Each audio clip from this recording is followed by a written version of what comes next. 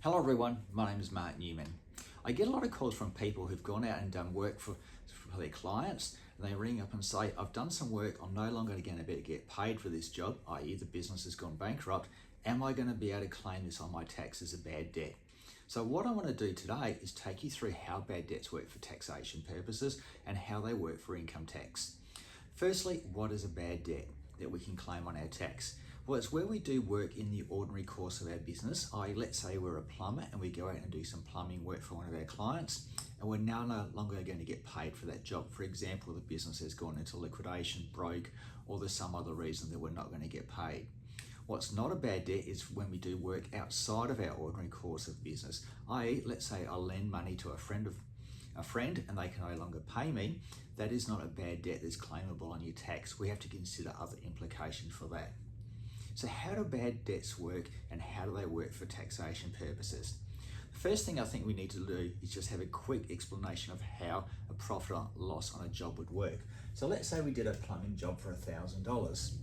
On that job, we spent $500 worth of materials, so we make a $500 profit. That's the way a typical profit and loss statement appears for a business. Now, for accounting purposes, there's two ways we can account for things.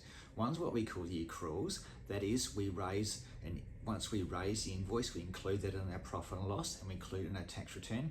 And the other way is cash. That is, when we get paid, we actually put it into our bank account.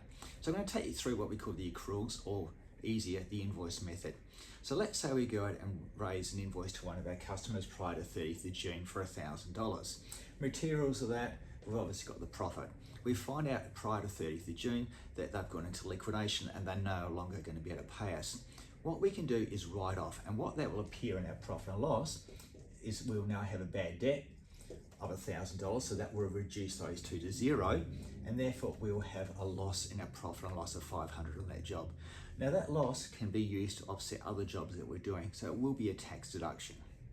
So what happens though when you record income on a cash basis? Can we still claim the $1,000?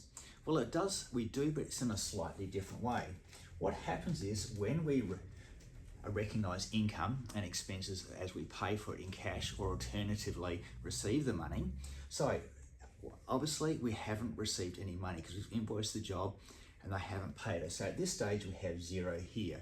We still have the materials. Now, as the materials were spent on a job in the ordinary course of our business, this will be a tax deduction.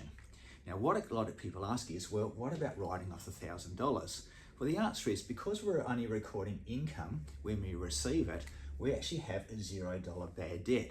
Yes, we've written off in our books, but we haven't recorded the income. Therefore, we end up with a $500 loss. Exactly the same scenario as had we invoiced it. So therefore, if someone goes broke on us or they can no longer pay us, we can actually claim this as a tax deduction.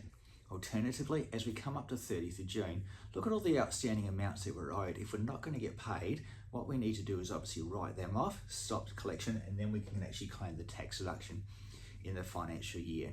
So if you have any questions about writing off bad debts or any other questions, please do not hesitate to contact me. Thank you for listening. Mark Newman.